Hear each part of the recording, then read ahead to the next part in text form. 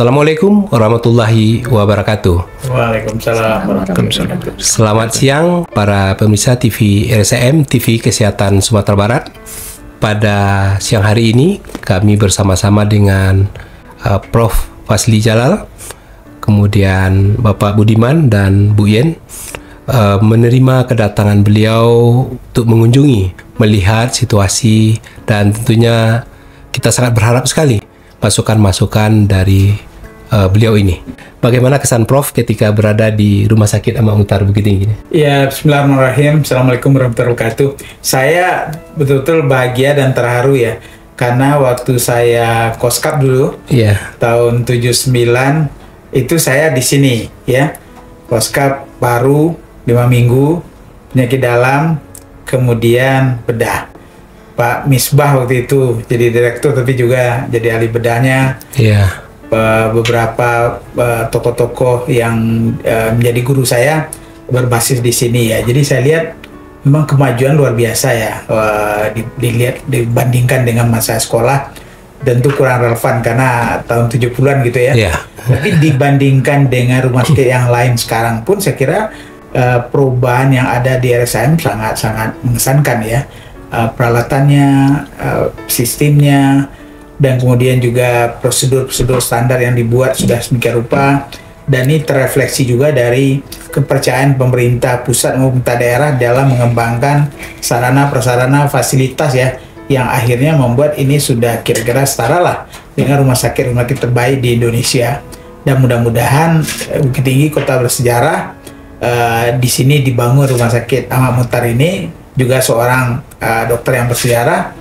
Mudah-mudahan ini menjadi benchmark ke dalam kontribusi dari rumah sakit ini untuk bangsa dan negara, dan termasuk untuk daerah Sumatera Barat secara khusus. Jadi saya terima kasih sudah dapat kesempatan melihat sendiri ke dalam dan melihat juga perkembangan yang luar biasa dari rumah sakit ini.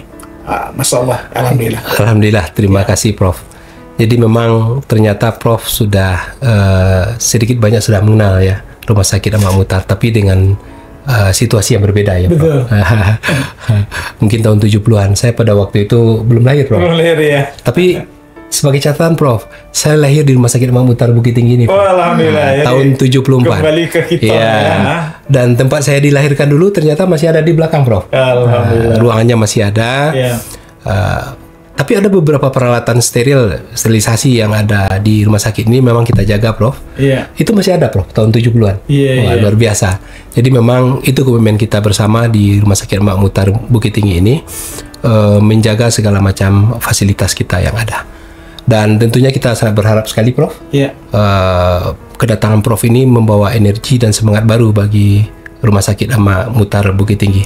Dan tentunya ada beberapa layanan baru juga nih, Prof, yang sedang kita kembangkan di Rumah Sakit Ahmad Muhtar Bukit Tinggi. Kita mempunyai layanan radioterapi, Prof, yang sedang dalam proses perizinan. Kemudian kita juga buka UTDS sendiri. Kemudian kita juga mempunyai beberapa sarana layanan pendukung lainnya, Prof, seperti MRI, CT scan, dan peralatan standar rumah sakit TPB itu sudah tersedia. Jadi ada cita-cita tersedia dan terbaru lagi. Terbaru, luar biasa, Prof. Tentu harapan kami nanti, Prof, ini butuh semangat dan dukungan dari Prof juga. Kami menginginkan SDM dan semua persarana yang ada di sini itu memang kami arahkan untuk menjadi rumah sakit nanti, rumah sakit terstandar A. Jadi rumah sakit A. Dimohon masukan dan arahan Prof juga. Kira-kira bagaimana langkah kami ke depan untuk menyiapkan itu, Prof? Jadi ada beberapa hal di sini ya. Kebutuhan yang real di Indonesia. Bagaimana pemerintah sekarang berjuang keras menahan ratusan ribu orang Indonesia yang berobat ke Singapura, ke Malaysia, baik di Malaka maupun di Penang ya, dan beberapa kota-kota lain di sana. Yang sebetulnya kalau kita lihat, kita di UNAN kan banyak mendidik orang-orang Malaysia itu. Bahkan mereka yang kita didik itu yang menjadi dokter-dokter yang mengampu pasien-pasien dari Sumatera Barat. Kan agak ironi ya kalau kita lihat. Tapi tentu di sini pasienlah yang tahu kemana dia mau berobat. Kepuasan, kepercayaan itu nggak bisa nggak bisa kita atur-atur gitu ya. Jadi dalam konteks itu saya lihat ada beberapa saran saya. Pertama, wajah Bukit Tinggi sebagai kota para wisata, kota bersejarah, dan menjadi ikon dari orang untuk datang ke Sumatera Barat, ini bisa kita kapitalisasi. Bisakah dia juga merasa nanti kalau pemeriksaan kesehatan, paling general check up atau apapun yang tematik, ya, itu kan nggak perlu semua. Dia misalnya konsennya hanya jantung aja atau konsennya hanya ginjal aja. Jadi memang menu-menu itu bisa kita siapkan bukan dalam konteks rumah sakit dengan pemeriksaan dan peralatan dan sistem yang buat orang nggak nyaman, tapi adalah bagian dari tourism. Bagian dari tourism, kalau perlu pencatatannya di hotelnya atau travel bironya, prosedurnya dibuat sedemikian rupa sehingga tidak terasa bahwa dia berurusan dengan rumah sakit, tapi dia dapat kepastian, kenikmatan, dan juga jaminan bahwa pemeriksaan itu kualitasnya tidak beda dengan Singapura, tidak beda dengan Penang maupun Malaka itu. Dan ini kan bisa kita buat secara bertahap. Dan ini juga untuk orang-orang Minang yang biasanya reguler dia ingin pulang kampung ya. Apakah di Lebaran, apa ada waktu libur atau apa, dan makin banyak orang-orang Minang sekarang yang punya kemampuan dan punya waktu dan kembali melihat akar budaya mereka, walaupun mereka udah nggak ada tapak lagi di sini, nggak ada keluarga, tapi dia udah merantau 3 keturunan. Tapi saya waktu di Gebu Minang maupun di berbagai organisasi Minang yang lain melihat benar kecintaan untuk kembali ke Sumatera Barat beberapa hari itu udah mendarah daging dan mereka menjadi program mereka. Nah, kalau ini bisa kita tawarkan juga pada mereka, pada waktu mereka pulang kita tawarkan, silakan mampir ke RSAM. Di sini tersedia berbagai kenikmatan. Ya, malahan kalau perlu sampai spiritual healing gitu ya, kita tawarkan. Jadi dia malamnya di masjid, kemudian dapat berbagai penyuluhan, ada pemeriksaan yang dilakukan dengan alat, dengan orang. Terus itu bagian dari apa, 2 minggu dia sini ya kan, apalagi kalau dia pulang dengan keluarga. Jadi kita bisa curikan kalau mereka mau yang cepat dalam berapa jam, kalau mereka mau full course bisa 1 hari. Jadi menu-menu ini walaupun ini kan kita belum tahu pasarnya ya, tapi harus kita jadikan cara untuk membuat kita bisa selalu berada di depan di dalam persaingan ini. Dan terakhir, tentu saya merasa bahwa kalau memang kita pada waktunya memang sudah mau bersaing benar untuk bagaimana pelayanan yang diberikan oleh Singapura, tapi kita menyelamatkan pasar kita, ramah juga terhadap turis-turis. Nanti kita harus pelajari bagaimana cara berlakunya asuransi turis kalau mereka sedang libur di sini. Ada kejadian SOP-nya sama benar dengan yang dicari. Dan sistem pelaporannya tidak membuat mereka berbelit-belit. Ini kan memerlukan pendalaman dan ekspertis kita ya. Nah, kalau sudah mereka merasa nyaman dengan asuransi mereka, begitu ada kejadian di sini langsung ditangani dengan kualitas tadi, dan juga administrasinya kita pahami sehingga tidak ada keraguan, tidak ada uang yang hilang dari mereka, semua di cover full oleh asuransinya. Ini akan beritahu pada yang lain, tidak usah ragu-ragu kalau pergi ke Sumatera Barat, kita menikmati alam, budaya, agama, tapi kita juga kesehatan terjamin dan asuransi mereka full coverage gitu. Nggak ada yang dia harus membayar pribadi, karena selain dari kecanggihan administrasi kita ikuti, tapi kualitasnya juga setara dengan apa yang diminta oleh asuransi sehingga asuransi mau membayar. Jadi 3 hal itu Pak Direktur, saya lihat peluang yang bisa dimainkan oleh RSAM ke depan, insya Allah. Iya, luar biasa. Ini saya rasa menjadi sebuah penyemangat nih, Prof. Dan sebuah tantangan bagi kami, Rumah Sakit Emak Muhtar Bukit Tinggi, untuk bisa melakukan perbaikan-perbaikan, kemudian menciptakan sebuah inovasi-inovasi, Prof. Sehingga ada minat dari masyarakat untuk datang ke Rumah Sakit Emak Muhtar Bukit Tinggi. Intinya brand image rumah sakit itu memang betul-betul kita bangun dengan baik ya, Prof ya. Kemudian tentunya yang paling penting Prof sampaikan tadi bagaimana hospitality. Hospitality dari seluruh sivitas hospitalia rumah sakit ini bisa berperilaku lebih ramah dan santun kepada pasien.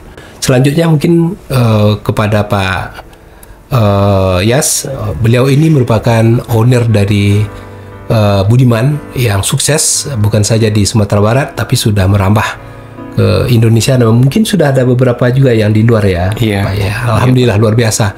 Dan saya rasa ini sebuah pembelajaran juga bagaimana jiwa entrepreneur yang sangat kuat dari Pak Yas ini menjadi semangat juga bagi kawan-kawan di RSIM Bukit Tinggi ini. Dan kami berharap Pak Yas bisa memberikan sedikit gambaran bagaimana kira-kira kami bisa bersinergi nanti nih.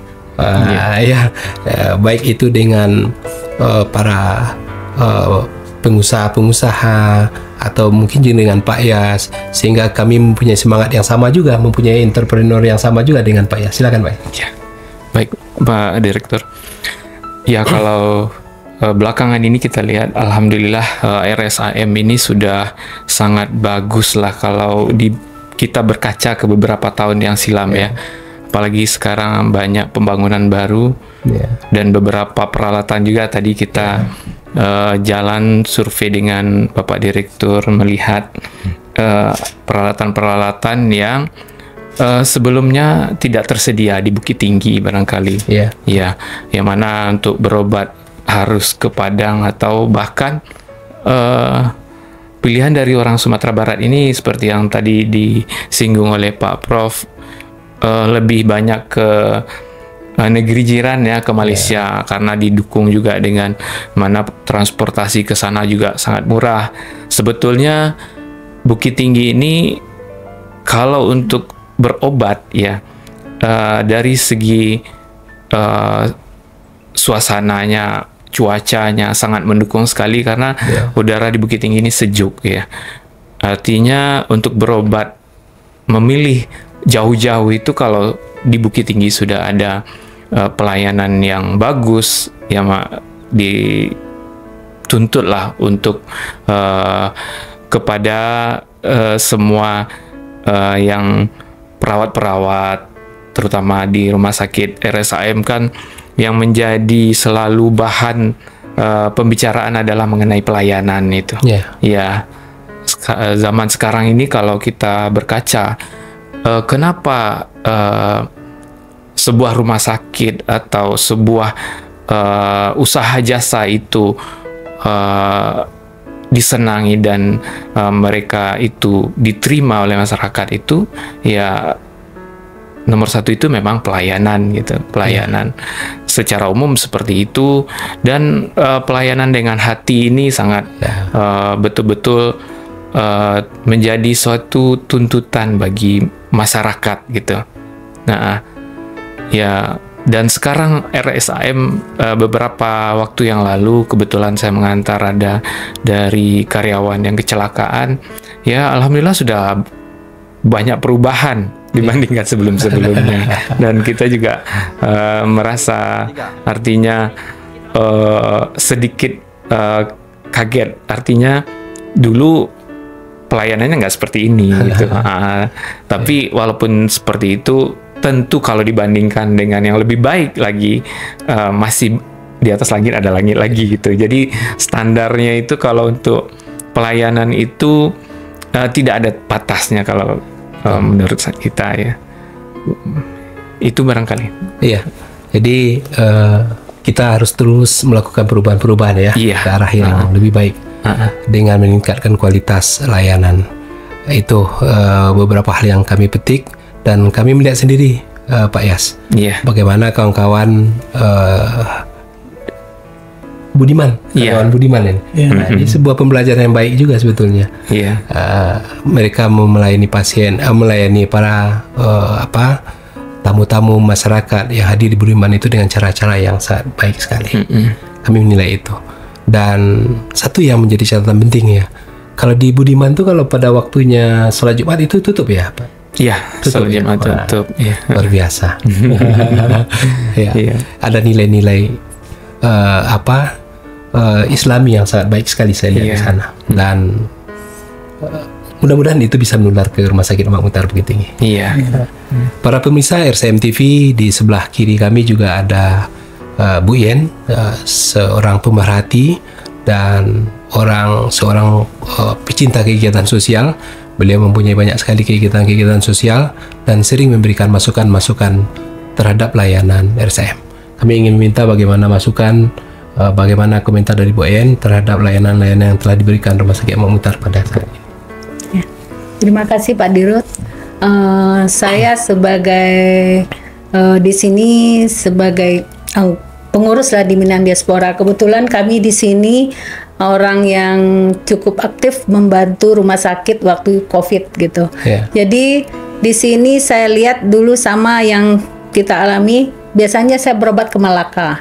Sejak waktu COVID itu saya datang ke sini melihat banyak perbedaan antara rumah sakit Amak Mutar dulu dengan yang sekarang. Dan termasuk kalau dulu saya berobat itu check up harus ke Malaka tiap tahunnya. Alhamdulillah sekarang saya melakukan check up di sini tiap tahun dan per 6 bulan. Kebetulan saya ada sakit juga yang biasanya saya berobat ke Malaka. Alhamdulillah sekarang untuk cek per tumor mata saya, untuk mencek kesehatan saya, kami melakukan di sini. Waktu itu juga suami juga sakit dan harusnya saya bawa ke Malaka. Alhamdulillah rumah sakit Amak Mutar memfasilitasi dan melayani dengan baik. Alhamdulillah pengobatan untuk suami saya di sini, dan saya juga tidak menyangka, Pak. Saya kira itu dengan pembiayaan, ternyata dengan BPJS, dan itu pelayanan juga cukup bagus sekali. Jadi kami terima kasih juga untuk rumah sakit. Dan di sini kebetulan saya dengan teman-teman di tim manajemen cukup dekat.